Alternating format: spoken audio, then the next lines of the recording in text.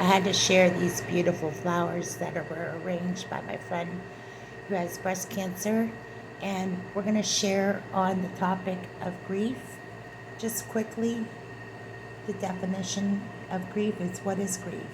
Scripture tells us another who will endure grief for so penetrating, so painful. Simon prophesied that what it would be like a sword piercing through her soul. The righteous, devout man speaks directly to Mary, who has given her birth to Jesus.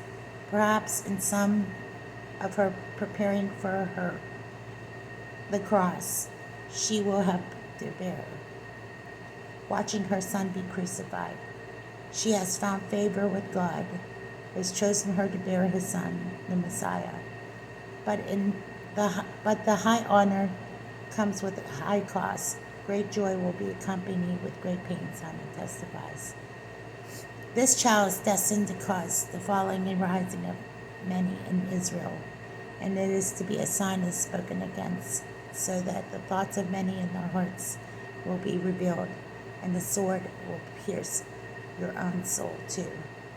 Grief is the painful emotion of sorrow caused by loss, impending loss of anyone or anything, a person, position, possession, plan, power, or purpose, has a deep meaning to you. Grief is the process. The deeper emotional involvement, the deeper the grief.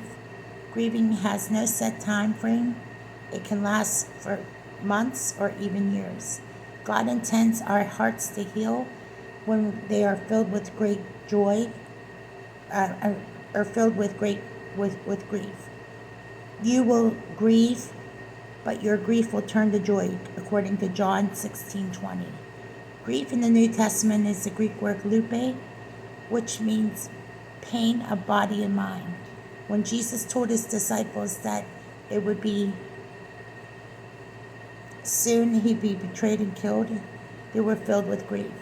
The disciples were filled with grief, according to Matthew 17:23. Grief is God-given emotion that increases with knowledge about the sorrows of life. With much wisdom comes sorrow, and more knowledge, more grief. Ecclesiastes 1:18. Grief begins in the heart of the natural response to the significant, unwanted loss.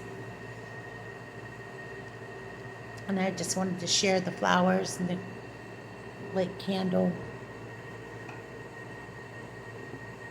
in remembrance of those we've lost.